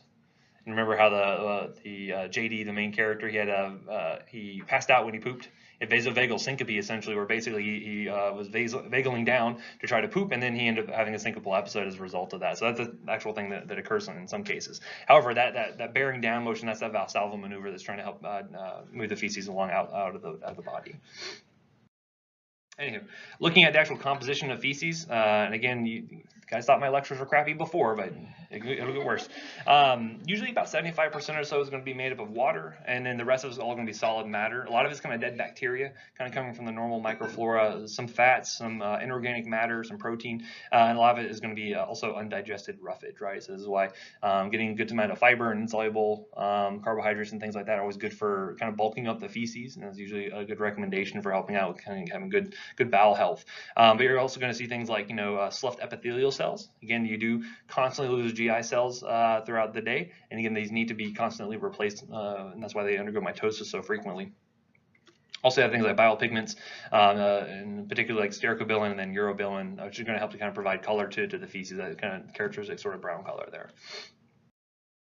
So you can use things like the Bristol stool chart to kind of help you gauge, like, your patient as far as, just how kind of dehydrated the stool is versus how watery it is. And again, you can see things like constipation are going to be much more prevalent here because, again, they're very hard to pass sort of stools versus when they're extremely watery and they can, there's too much water content, and then you can have things like, incontinence and mesem cells, things like that. Typically you want to be around a 3 or a 4, so that's usually kind of in the sweet spot, so to speak, as far as ease of passage. And again, this is what you're going to be kind of gauging your patients on. So you can ask them, like, how's your stool health? What does it look like when it comes out? They're like, oh, it looks like a sausage or a snake, smooth and soft. And then you can say, okay, that's pretty good. So it just depends. It's like, please don't compare it to food. Like, it just makes it. We're about to go to lunch, okay? Obviously, along with the feces is going to come the flatulence. So again, it's a normal byproduct of the foods eaten. As I mentioned, as the breakdown occurs, you're going to see things like carbon dioxide, methane is going to be forming, and then of course it gets expelled. A lot of the smell ends up coming from things like mercaptans, hydrogen sulfides, some pretty nasty chemicals, but they're in a low enough amount they just kind of smell stinky, but it shouldn't cause any health problems. Depends on the patient though, as you'll see. However, again, if it gets eliminated through the mouth, what do you call that? Anyone like the medical term for burping? Eructation. Again, wow your friends with that. It's like burping or belching, and then obviously flatulence comes out of the anus there. Okay, so any questions on the actual GI tract itself before we move into the accessory muscles, or accessory organs, I should say? Okay, so next we're going to talk about the liver, gallbladder, pancreas. Kind of helps everything in the GI tract to work. You can see how they're all going to be situated together. Notice here that the liver, a lot of the secretions coming from here is going to be through the biliary tract, which again, where the gallbladder is going to be involved here. And again, notice the pancreas, how it's going to be situated with the small intestine. And a lot of secretions are going to be kind of dumping right out there in the duodenum. A lot of that bicarb, a lot of the enzymes and things like that. Okay. We're going to be looking at different hormones, things like secretin, things like cholecystokinin, and seeing how they're going to have varying effects on these accessory organs to make sure they're secreting the right stuff when needed in order to make sure we can go ahead and digest things appropriately. Okay, so looking at the structure here, the liver, against the largest abdominal organ, so you can kind of see it noted here, has amazing regenerative capabilities. I've never seen an organ be able to take such a large hit and be able to come back to near full function in some patients. So for instance, like, when I have like a Tylenol overdose patient, I've had some patients who, I remember I had this one guy, I'll never forget him. He basically he's very depressed. He said he wanted to kill himself, and so he went and got a 500 count bottle of Tylenol from the Costco or something like that, and just downed the whole thing. He went to sleep that night and said, all right, that's it. I'm gonna get shaken loose this mortal coil, and I'll see you guys later, right? I woke up the next day, and he's like, oh, I'm still alive. I must be doing okay. So he's like, I'm not sure. Let me go ahead and go to the library. Let me look this stuff up to see what the problem is. And he actually looked at it and he's like, oh, this takes 24 to 36 hours before it actually becomes an issue. And sure enough, by the time he got to him, or he got to us at the ER, he was completely jaundiced from head to toe. I've never seen someone so yellow in my life from all the bilirubin that was circulating around. And his liver was very close to being complete failure. Right? His INR was going up because he wasn't producing clotting factors. His LFTs were actually, like the AST and ALT, they had gotten so high that they had actually depleted themselves. Now they're actually starting to drop down. So if you see someone whose liver's so bad that their LFTs are like low, that's a really bad sign. So this guy is really, really sick. We gave him the antidote. He was on it for, say, 2 weeks or so, and then he actually made a full recovery. Liver was able to come back and then working just as well as it had before he actually had the overdose in the first place. So the liver really, really good at being able to kind of regenerate itself even after massive, massive damage. But anyway, again, a lot of mitosis is happening here. That's why it's able to kind of help protect itself. Anyway, looking at the structure here, you're going to notice it's going to be composed of these hepatocytes. They're going to form these kind of plates here, and they're going to be separated by the capillaries and the sinusoids here. Again, a lot of blood flow heading through the liver. And again, we mentioned like in pharm, for instance, like if you impair blood flow delivered to the liver, guess what? You're going to be impairing things like metabolism. You're going to be impairing, the ability to clear like substances and toxins and things like that. But very permeable. That's for a lot of blood flow. So normally you're going to find that you're going to have things like the biliary, the bile duct, or you're going to have the hepatic artery and portal vein. A lot of substances are going to be kind of flowing into here. And again, all of it's going to kind of be coalescing to the central vein, which anyone know where this goes to? Yeah, it's going to go in the inferior vena cava, where it can dump back into the heart, essentially, right? So again, when I see something like first pass effect happening, this is where it's kind of coming through from the portal vein, traveling through, gets metabolized by some of these hepatocytes, and then it can travel up into the IVC to go to the systemic circulation. So we're talking about first pass. That's what's occurring there. So looking at the portal system, you can see that the products of digestion, so things like those amino acids and carbohydrates and whatnot, they're going to be delivered to the liver via that hepatic portal vein. Again, you can kind of notice how it's going to be being supplied by the entire GI tract here, so everything kind of gets absorbed through that portal vein, goes right to the liver there. You also see that some of the veins from the pancreas and gallbladder, etc., will be heading through this portal vein. And again, I mentioned as it goes through the hepatic vein, it'll be joined back into the central vein, go to that vein to circulation, and return back to the central blood flow, essentially.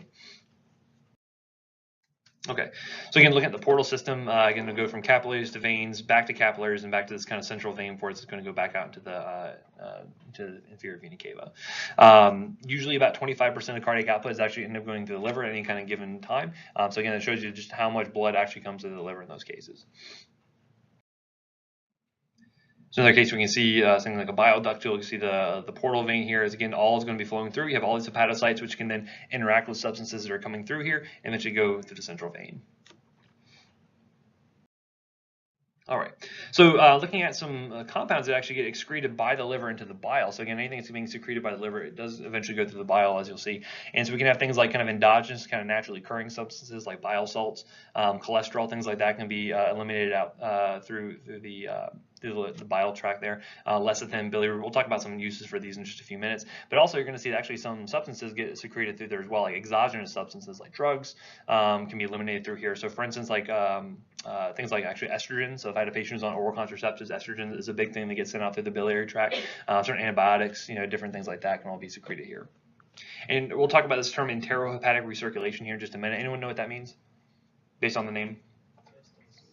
It's going to, basically it's going to go from the intestines, get absorbed through the liver, get sent back out, and you're going to see this kind of circular sort of pattern here of being secreted, being reabsorbed again, secreted, being reabsorbed. We'll talk about that in a second. So some of the functions here of the liver, again, they're helping to detoxify the blood. We know we have lots of those Kupffer cells, which are going to be phagocytic cells. They're going to be helping with that. We also have a lot of like lysosomes and things that can help to detoxify these products here. Again, the main goal is to try to get them more water soluble so they can be eliminated either through the bile or through the kidneys, as the case may be. We also know that carbohydrate metabolism is really important in the liver, right? We have production of things like if we need to store glucose, what do we produce? Glycogen. Remember how the liver is really important for making glycogen for storage later on. And then if we need glucose, we can undergo gluconeogenesis, and then we can develop secrete that out to the bloodstream. Also, lipid metabolism is really important here. So this is where we're going to have things like production of triglycerides and cholesterol. Again, anyone know what like cholesterol and some of these triglycerides are going to be good for? So So things like hormone production is usually based off of cholesterol. You're going to see things like your lipid membranes are going to be based off these fatty acids that are going to be delivered out to the tissues. So we'll look at cholesterol transport and metabolism in just a few seconds here, but that's another big deal here. When we talk about a patient with hyperlipidemia, usually we're going to be focusing on liver production of cholesterol, as we'll see later on. We'll have some protein production here, things like albumin, some other kind of transport proteins, and then clotting factors are the other big one, right? So we kind of talked about that already. Again, what vitamin do you need to have here to produce those clotting factors? Many of them. Vitamin K, right? Good. And then also secretion of bile, right? So we're going to see the bile salts. We already talked about that being good for like emulsifying fats and helping to get them into smaller particles so we can absorb more easily. Okay, so the liver itself is producing anywhere between 250 mLs to 1.5 liters of bile per day. Usually you're going to see it's going to be consisting of things like bilirubin, which is otherwise known as bile pigments, bile salts, phospholipids, cholesterol, and some other inorganic ions. And again, it's going to be kind of going through. And the gallbladder does what for us? Stores and helps to kind of concentrate the bile there and getting it ready for being secreted later on. We'll see that a certain hormone is going to be really important for helping to contract that gallbladder in order to help secrete the bile into the actual small intestine. So bilirubin itself, where does bilirubin come from? Anyone know? Yeah, it's basically coming from the heme protein catabolism, basically. So you get a lot of like red blood cell production and all of that. So as you break down the heme from the hemoglobin, you can produce bilirubin from that. Basically, you're taking the iron out of it and metabolizing, and that's where you're getting it. There's two forms, and you can measure this if you're doing like liver function tests for your patients. There's an unconjugated free bilirubin, and there's a more conjugated form where you actually have a glucuronic acid actually being put on. Remember, that makes sense because in the liver, remember those phase 2 metabolisms that occur, we're actually adding on something to a molecule. That's kind of what's happening there. When you have a glucuronidation occurring, you're adding on a glucuronide molecule to a product. But anyway, usually the unconjugated is not going to be very water soluble, and this is not going to be the main thing that gets secreted out like in the bile and whatnot. It's not really easily able to be filtered in the kidneys either, right? And the kidneys usually like things that are more water soluble in order for excretion to occur. However, the conjugated bilirubin, once that gets conjugated with glucuronic acid, that makes it much more water soluble. And you'll see here, this is where it can be excreted into the small intestine, or it can be sent out to the kidneys and be filtered from the blood and then eliminated there, right? And so again, this is what's going to be causing the stool to kind of have a nice kind of brown color, and also kind of causing the urine to have kind of that yellowish sort of tinge there. So, as I mentioned, conjugated gets secreted. You find the bacteria can then start to convert some of that into the urobilin. Again, that's what's giving the feces the brown color. A lot of it ends up getting reabsorbed back by the intestines, and that's good because we want to have that enterohepatic recirculation actually happening there. I'll show you a picture of that process occurring in a second, because again, that helps us to kind of recycle it and make sure we're making effective use of it, not just eliminating all of the feces there. But some portion of it will be reabsorbed, the rest of it will be sent out to the feces. Some of it's in the blood, gets filtered to the kidneys, and that's where you get that amber sort of color. All right, so looking at the bile acids, again, these are derived from cholesterol. A lot of them get recycled with that enterohepatic recirculation, and basically you can see the liver is going to be secreting here to the gallbladder. You have the bile salts being released here, and again, as that is helping to emulsify fats and whatnot, you're going to see it being reabsorbed through the capillaries here next to the enterocytes, and then it'll be reabsorbed back to the liver. And then it can potentially undergo another round of recirculation there, as the case may be. This happens with drugs. It happens with all sorts of products here, but cholesterol and the bile salts are probably the most common thing you're going to run into.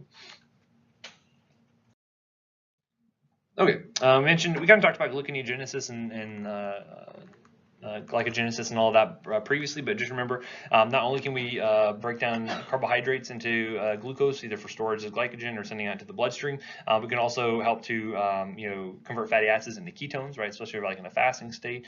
They can also convert proteins into potentially sources for the Krebs cycle to produce ATP. So again, all of that's able to be mediated through the liver there. You also see that liver can stimulate lipase in the adipose tissue. And what do you think lipase does? Kind of mention. Yeah, it breaks down fat. So again, if we're going to say like in a more fasting state, we needed those fatty acids to be liberated from the adipose tissue. That is where lipase can come into play there. So that's good because it can be delivered back to the liver and be converted into potentially glucose. And then the liver itself, we know glucagon is going to stimulate that conversion from glycogen over into glucose and release that in kind of low blood sugar sort of states there. Just remember, adipose tissue produces the fatty acids. That's what produces the ketone bodies. Now, again, can we do this indefinitely? No, because what does that develop into? ketoacidosis potentially, right? So again, we don't want to, again, all things in moderation there, and that's what you can develop, especially if you have patients like diabetic patients who don't have insulin to actually drive glucose into their cells. This is where they have to rely on that fatty acid metabolism and develop the acidosis. Again, amino acids can also be utilized to help to get converted to pyruvic acid and eventually glucose. Okay, so looking at transport of liver lipids within the blood, and again, you don't want to have just lipids kind of freely floating within the bloodstream. So you're going to have reliance on these proteins here, these apolipoproteins, which are going to be utilized for transporting lipids throughout the body. So cholesterol, triglycerides, basically they're going to be made in the liver, and they're going to be combined into these apolipoproteins. Basically, they're just going to have these proteins here, they're going to be storing a lot of cholesterol, a lot of triglycerides. And again, based on the content here, you're going to find that they actually differ. So if you notice here, we're going to start out with these VLDL. These are very low density lipoproteins. As it gets more and more metabolized and you start to lose more of that triglycerides, you're going to notice you get to LDL. Anyone ever heard of LDL before? Right, LDL, is that good cholesterol, bad cholesterol? That's a bad cholesterol. Why is it bad? Yeah, well, so it can deposit in the adipose tissue, but what's the more kind of the bad thing that it does? Because we want cholesterol to be sent throughout the body. We need cholesterol to produce hormones and to help with the lipid membranes and all sorts of things, but why is it bad? Atherosclerosis, right? So if you have too much of it and it gets deposited into, say, like the coronary vessels, and it starts to form a plaque, and all of a sudden the plaque breaks off and causes a clot somewhere. Right, an embolus. That's where you can see things like MI develop. So again, atherosclerosis is why having too much LDL is such a bad thing. And a lot of it goes back to production of these triglycerides and cholesterol within the liver itself. So that's why you're going to see with a lot of like drugs that we use to treat hyperlipidemia, a lot of it is targeted on the liver and helping to prevent actual production of cholesterol in the first place. Right. So again, by preventing production of these things like VLDLs, you also prevent production of the LDLs. Okay. Now eventually they can turn into HDLs, and are these good or bad? HDL is good, right? Anyone know why that is? Take it to the liver. Yeah, basically it's going to take all that cholesterol is being stored inappropriately elsewhere and it's going to take it back to the liver. So we call this reverse cholesterol transport. So again, this is going to be the good HDL. This is protective typically when you're measuring lipids in a patient. LDL tends to have a negative connotation to it, but HDL, the higher it is, typically the better off you're going to be from a protective, from a cardiac standpoint. So looking at HDL itself, so imagine you have the intestine here, you have the circulation, and then like the arterial wall. You have these like pre-HDLs that come along and will actually pick up all this cholesterol and then deliver it back to the liver. Now the liver itself can mainly either excrete this as into the intestine as bile salts, or it can potentially use it produce new like VLDLs and things like that. But ideally, you'd want to get it secreted, and then hopefully you can get it eliminated in the feces there. That's why HDLs tend to be more kind of a positive effect, would be more protective because they're kind of getting the cholesterol out of the walls there. Okay. And again, looking at the different characteristics here, we'll go over more of this in detail in Pharm 1 when we cover the cardio stuff. We'll talk about this more extensively, but just know that the liver is going to be producing these VLDLs, very low density lipoproteins, from these kind of emulsified fats, these chylomicrons that come from the intestine there, right? So as you have lipase and things like that start to break it down and the bile salts emulsify it, as we're going to see these chylomicrons get formed. Those get absorbed and eventually turn into VLDLs, where they have a lot of triglycerides, some cholesterol, and then as you lose more of those triglycerides, you get a more concentrated cholesterol sort of molecule. That's where you get the LDLs, and then eventually, and again, these are what's depositing usually lipids out into the tissues. You'll have the HDLs that are going to have that reverse transport. That's why those are protective. Okay, other things we can find as far as like protein synthesis, albumin is going to be very useful to be producing here. Again, albumin helps to provide that oncotic pressure that helps keep fluid in the vessels. It also is going to be able to transport different molecules as a carrier protein. Other things like angiotensinogen gets produced in the liver. Why do we care about angiotensinogen? Turns into angiotensin 1 and then eventually angiotensin 2, right? So again, that's really important from a blood pressure standpoint. Also, we're going to have a lot of our clotting factors like 2, 7, 9, and 10 are some of the big ones. They're going to be vitamin K dependent, but you also have some other ones that are going to be formed here as well that are not vitamin K dependent, but are still formed within the liver. So if you have someone who has a really poor liver function, you expect them to be more likely to bleed because they're not making clotting factors, right? Again, it's one of the things you'll see with those patients. As far as detoxification go, liver can again remove things like hormones and get rid of drugs, other substances. Mainly these will be excreted into the bile, or they'll be made more water soluble and sent out to the kidneys where they can be eliminated via that means.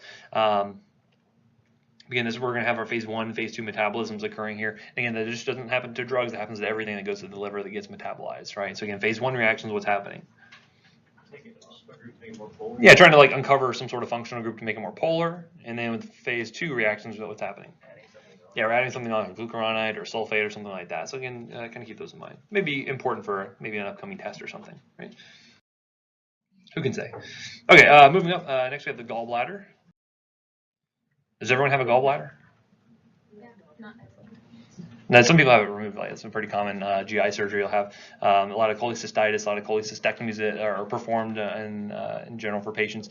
Again, it depends on your patient population. So, for instance, we don't see a lot of cholecystectomies for kids because this is generally going to be a problem for more adult patients, especially overweight patients and things like that, as we'll see in a little bit. We have a lot of appendicitis we see for our kids that we have having to remove. But anyway, the gallbladder itself is a sort of sac-like organ. It's going to be kind of inferior to the liver. You're going to see this is going to be able to concentrate a lot of the bile that comes from the liver. And again, when you have that concentration, what can potentially happen? All those salts and things.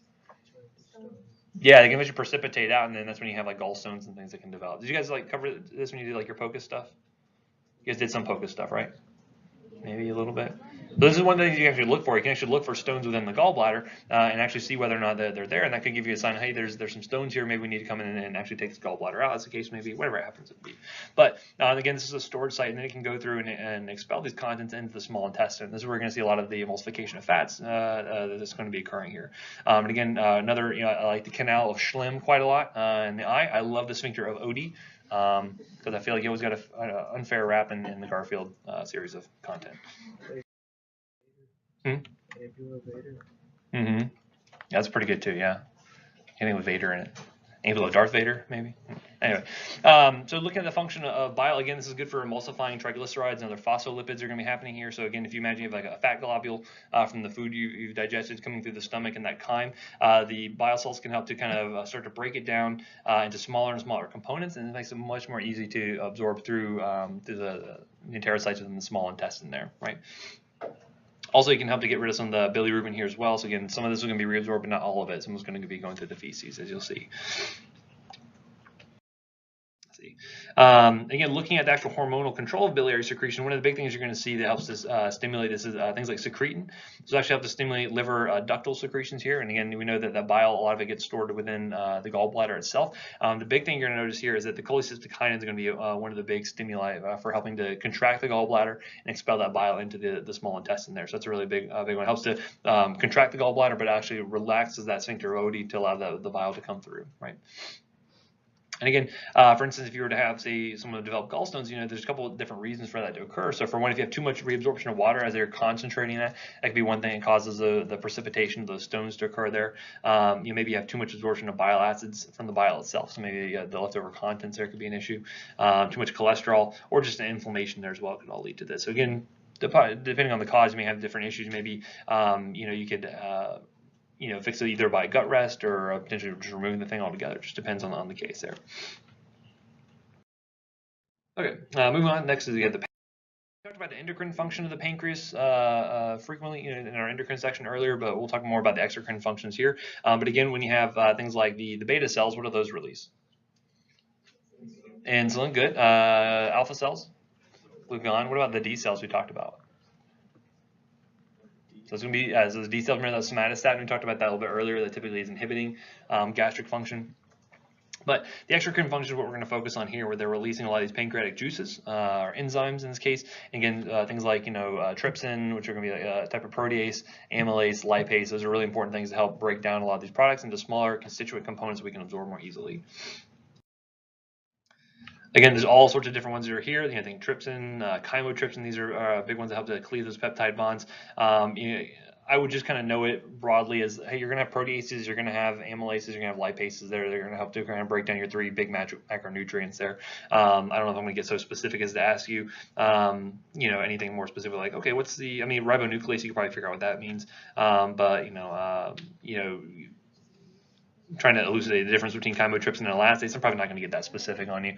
Just kind of the three big varieties of enzymes you're going to run into, right? So again, we have different digestive enzymes, and also bicarb is going to be secreted here as well, because again, it helps to neutralize secretions from the stomach. So again, the digestive proteins, again, trypsin, chymotrypsin are going to be kind of the most common ones you're going to run into. Carbohydrates, you're going to find amylase is going to be breaking those down, and then the lipase helps with the lipids. As I mentioned, if I have someone who has, say, like a blocked up pancreas, say like on a cystic fibrosis patient, sometimes they're going to have hard time absorbing those nutrients because, again, they don't have the enzymes there to actually break it down in smaller components. That's why sometimes we have to replace it by actually giving them, exogenous enzymes that can travel through the stomach and eventually help to break those down. But you can see here how the pancreatic cell is going to be excreting bicarb here. Notice here our friend carbonic anhydrase comes back again to help change that bicarb, convert CO2 and water over into carbonic acid where it can release that bicarb there. Again, the hydrogen ions are going to be taken back up and sent back to the blood with this sodium hydrogen code transport there. And again, one of the big things you run into is that actually you need to have secretion of this trypsin inhibitor because this actually prevents autodigestion of the pancreas. What do you think that means? So imagine, you can go back to that cystic fibrosis example where I have like a blocked up pancreas and not able to secrete those exocrine secretions. All those enzymes are just sitting there, they're activated. Where are they going to start to digest? The pancreas itself, right? So that's called autodigestion. So frequently what you end up finding with those patients as well is them developing type 1 diabetes essentially, right? So they're becoming diabetic because they have now digested a lot of their beta cells and they can't produce their own insulin, right? So again, it's not necessarily the same pathophysiology as a typical type 1 diabetic. It could be related back to that pancreas, just autodestruction essentially. So that's why it's important to have like a trypsin inhibitor to make sure we're not digesting our own pancreas. Otherwise you develop what we call, if you have inflammation of the pancreas, pancreatitis, right? Which is no good. Okay, so again, how we're going to regulate some of these secretions here, we're going to see that acetylcholine typically is going to have a stimulatory effect here to release enzymes.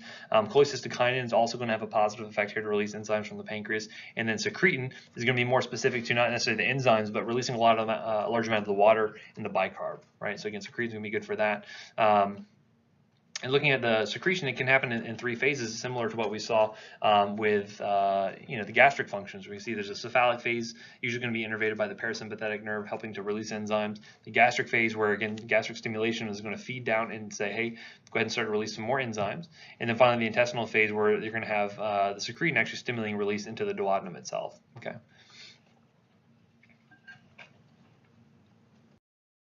All right. Again, look at the autonomic function here. Again, parasympathetic division typically going to be stimulated while eating. It will stimulate release of insulin because, again, as you have your blood sugar starting to rise, that should help with the endocrine functions of the pancreas to release insulin. However, if I were to some more of the sympathetic sort of phase here, what hormone to be released from the pancreas? More glucagon, right? Because again, I need that glucose to be developed, to be released into the bloodstream so I can run away from whatever aggressor is coming at me.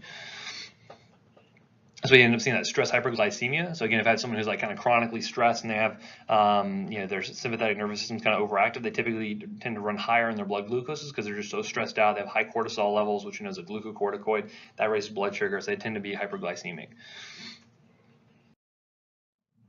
Okay, so again, looking back here, you can see the different hormonal sort of effects here. We've covered a lot of these already, so I'm not going to necessarily dig down super deep on these, but review the slide, kind of review the different functions here. A lot of this should be kind of secondhand to you at this point because we've covered it so extensively. Okay, the pancreatic islets, we've already talked about this already, but again, beta cells are going to be for insulin, alpha cells better for glucagon, and those delta cells good for somatostatin, as we mentioned, good for inhibiting gastric function and HCl production. Again, just know kind of the differences here between sort of feeding and fasting sort of state. So again, if I'm fasting, do you think I want to have a lot of insulin or a lot of glucagon? Probably higher amounts of glucagon in those cases, right? Because again, if I'm in a fasting state, typically blood sugars are a little bit lower. Do I need that insulin? Not necessarily, because if I have too much insulin, what's going to happen? Yeah, hypoglycemic, right? So I wouldn't want that to occur. So again, just imagine kind of the different states are going to be happening here. With the hormonal balance is going to be essentially between the insulin and the glucagon, whether I'm in a feeding state, having blood sugar coming in, or sugar coming into the GI tract, or if I'm going to be more of a fasting state. So that's it for the GI tract. I think I'm back where I should be as far as the material goes. Any questions? Next time we're going to cover nutrition stuff, and then we'll end up with the reproductive stuff, and then we'll have the next test. Any questions at all? All right, I'll see you guys next time.